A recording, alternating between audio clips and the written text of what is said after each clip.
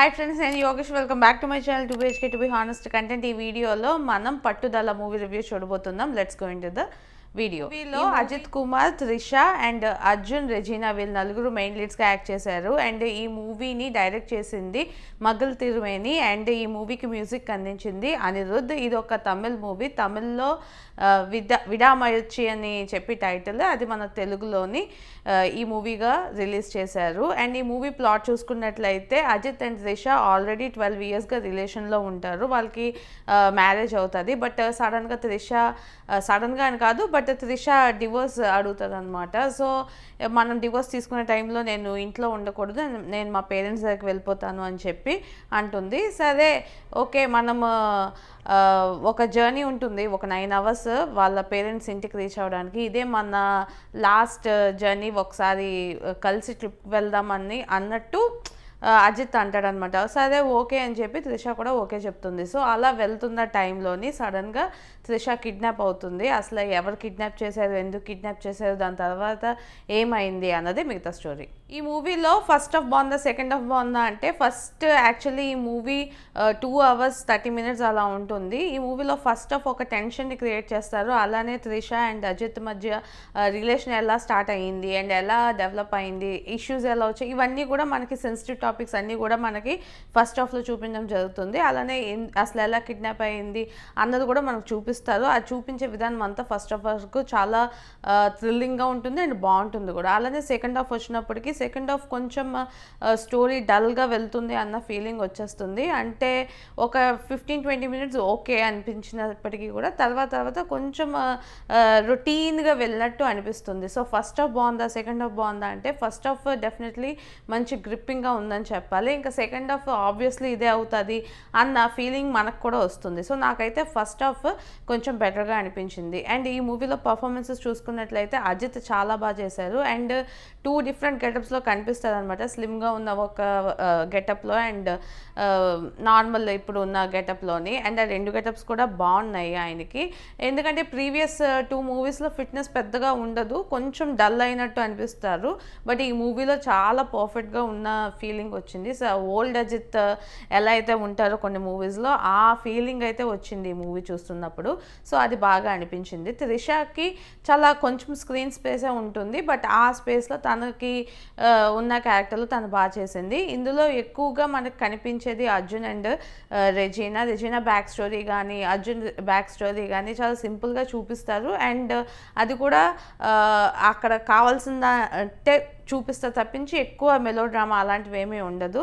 And వాళ్ళిద్దరు performances కూడా చాలా బాగున్నాయి. రెజీనాకి మోర్ దెన్ పాజిటివ్, ఈ నెగిటివ్ రోల్స్ చాలా బాగుంటాయి. ఒక 2-3 moviesలో చూశాను. సో ఈ మూవీలో కూడా ఆ నెగిటివ్ షేడ్ ఏదైతే ఉందో అది చాలా బాగా అనిపించింది. మూవీని డైరెక్ట్ చేసింది మగల్ తిరుమేని. ఈయన ప్రీవియస్గా మనకి తెలిసిన మూవీస్ అంటే తడం, అదే మన తెలుగులో రెడ్గా రిలీజ్ చేశారు, రెడ్ అని రీమేక్ చేశారు కదా, ఆ మూవీతో చాలా మంచి నేమ్ వచ్చింది. ఇక్కడ ఆయన వే ఆఫ్ స్టోరీ టెల్లింగ్ కానీ, లేకపోతే ఆ ఫైట్ సీక్వెన్స్ అది కొంచెం డిఫరెంట్గా ఉంటుంది. దానివల్ల ఈ మూవీకి కూడా కొంచెం ఎక్స్పెక్టేషన్ అన్నది కొంచెం ఎక్కువగా ఉంది. కాకపోతే ఈ మూవీ ఒక రీమేక్, 1997లో వచ్చిన బ్రేక్ డౌన్ అనే మూవీకి రీమేక్.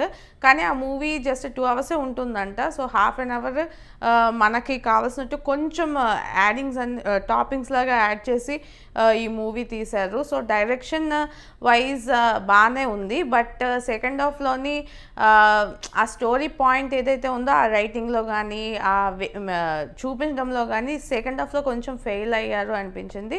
బట్ ఓవరాల్గా చూసుకుంటే డైరెక్షన్ ఇస్ గుడ్. అండ్ ఈ మూవీకి మ్యూజిక్ అందించింది అనిరుద్ధ్ మ్యూజిక్ మనకి మూవీ మొత్తం కూడా బాగానే ఉన్నట్టు అనిపిస్తుంది. కాకపోతే సెకండ్ హాఫ్ వచ్చినప్పటికీ లాస్ట్ మెయిన్గా ఒక 20 minutes 25 minutes same music again and again వచ్చిన ఫీలింగ్ వచ్చింది. అంటే ఒకే ట్యూన్ ఇంకా అలా కంటిన్యూ అయిపోయింది సెకండ్ హాఫ్లో అన్న ఫీలింగ్ వచ్చింది. దానివల్ల అక్కడ కొంచెం 20 minutesలోనే మళ్ళీ ఇదేనా అన్న ఫీలింగ్ వచ్చినప్పటికీ కూడా ఓవరాల్గా అనిరుద్ధ్ మ్యూజిక్ కూడా చాలా బాగా అనిపించింది.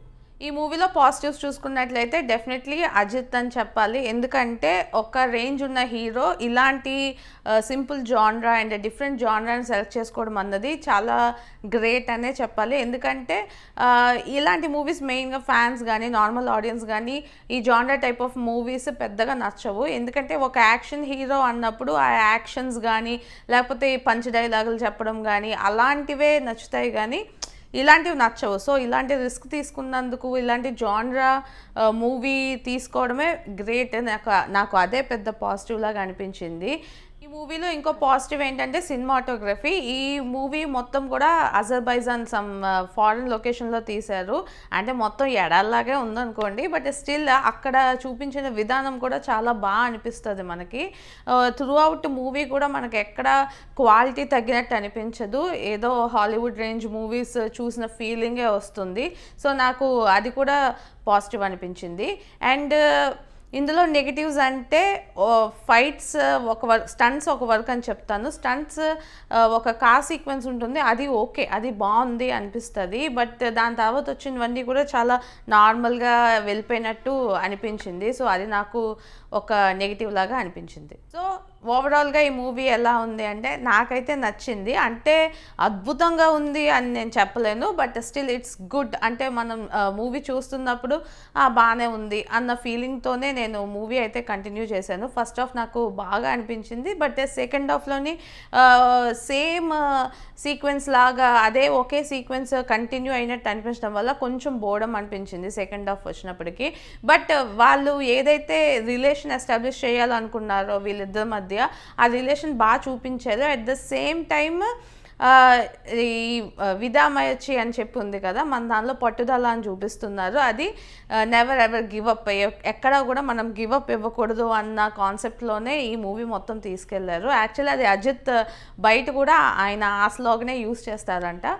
సో అదే స్లోగన్ ఈ మూవీకి టైటిల్గా పెట్టడం ఒక మంచి థాట్ అనే చెప్పాలి. ఎందుకంటే అన్ని ఇష్యూస్ అవుతాయి, అన్ని విధాలుగా